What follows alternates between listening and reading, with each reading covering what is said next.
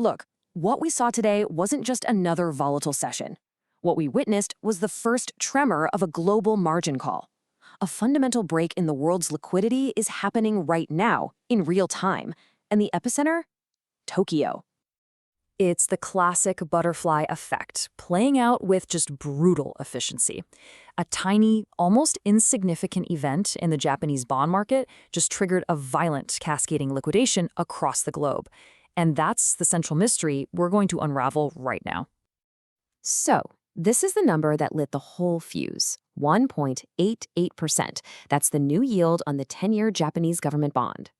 Now, that number might seem tiny, trivial even, but in the world of Japanese finance, that's a massive earthquake. It's the highest yield we've seen since June of 2008. And this is the consequence. $86,189. That was the intraday low for Bitcoin. A sudden, vicious flash crash all the way down from over 90 grand. Now, this wasn't driven by fundamentals or some crypto-specific news. No, this was a forced liquidation, a liquidity flush straight out of the macro playbook. So this is the big question, right? The one that everything today really hinges on. How does a minuscule move, 0.02% in one of the world's most stable, frankly boring assets, cause a $637 million liquidation event in one of its most volatile? I mean, they seem completely disconnected, but they are welded together by the hidden plumbing of global finance. And to understand that plumbing, you have to understand the yen carry trade.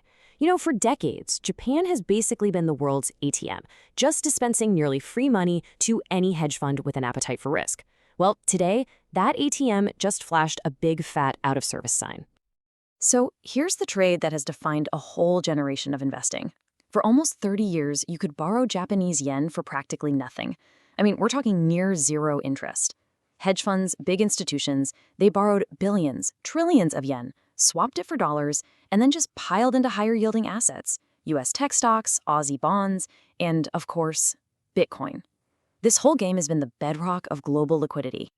And this one sentence is what shut the whole ATM down. The governor of the Bank of Japan, Ueda, he didn't even hike rates. All he did was say he would consider it. And that was the signal. The entire market took that one phrase to mean the era of free money in Japan is officially over. The chain reaction was immediate. So first, Ueda gives the signal. Second, the cost to borrow yen instantly reprices higher. Third, and this is the absolute key to what happened in crypto, traders get margin called. They're forced to unwind those carry trades. That means they have to sell their winners, the tech stocks and Bitcoin, to get cash, buy back yen, and repay those now more expensive loans. And then fourth, Japanese investors, who are the largest foreign holders of U.S. debt, they start selling their U.S. treasuries. I mean, why would you hold a 4% U.S. bond with all the currency risk when you can get almost 2% at home completely risk-free?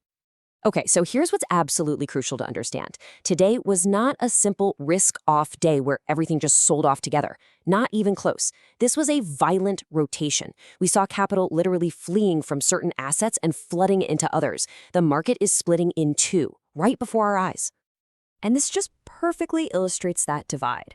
On one side, you've got what we're calling the liquidity junkies, companies like MicroStrategy and Coinbase. Their business models are basically addicted to cheap money, and they got hammered. On the other side, the cash flow kings, companies like MongoDB and Boeing that generate their own cash. They're being rewarded for fundamental strength and solid execution. I mean, the data from today is just stark. MongoDB explodes up over 23% on strong earnings. Boeing jumps 10% because they guided to positive cash flow. And at the same time, MicroStrategy, which, let's be honest, is basically a leveraged bet on Bitcoin, it collapses 11%. Even gold, the so-called safe haven, it fell, because as real yields rise, holding an asset that pays you nothing becomes a lot less attractive.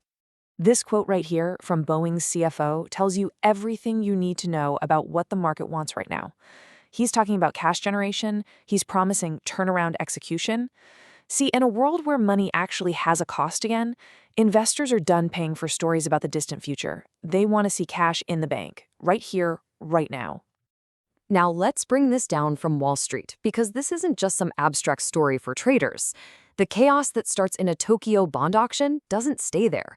It finds its way directly to your household budget. And this is exactly how it hits your wallet. Here it is, the most direct impact, 6.34%. As of today, that is the new average 30-year fixed mortgage rate. And why? Well, mortgage rates are pegged to the 10-year Treasury yield. So when giant Japanese institutions start dumping our treasuries, our yields spike, and you can bet the banks are going to immediately pass that higher cost onto you, the home buyer. And that higher rate, it also cranks up the pressure on what's called the lock-in effect. I mean, think about it. If you're sitting on a 3% mortgage from a couple years ago, are you really going to sell your house and go buy a new one at over 6%? No way. Of course not.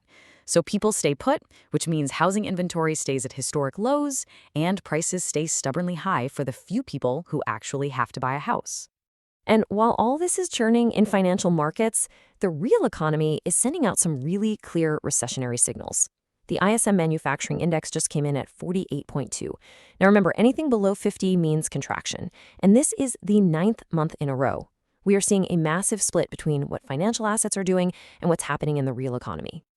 And this isn't just some abstract number.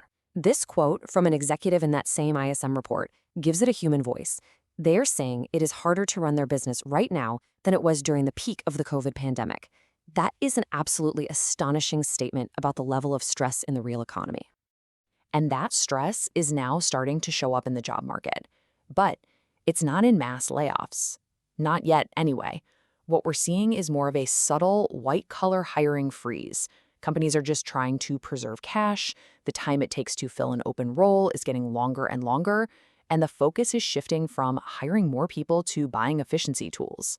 The bottom line is, if you're looking for a job right now, that search is getting a lot harder. So how do we make sense of all this chaos?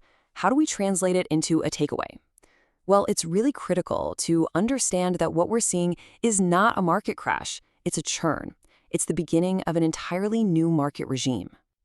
The core idea is this. We are in the middle of a great rotation. Capital isn't just leaving the market, it's fleeing assets with duration risk. Speculative tech, crypto, anything that needs low rates and promises profits way out in the future. And it's seeking shelter in companies that have cash flow now. Businesses with fortress balance sheets, immediate earnings. Think big tech and solid industrials. The really crucial point here is that the game has changed. The easy mode that defined the last decade of investing, a mode completely fueled by that endless fire hose of cheap money from Japan, is definitively over.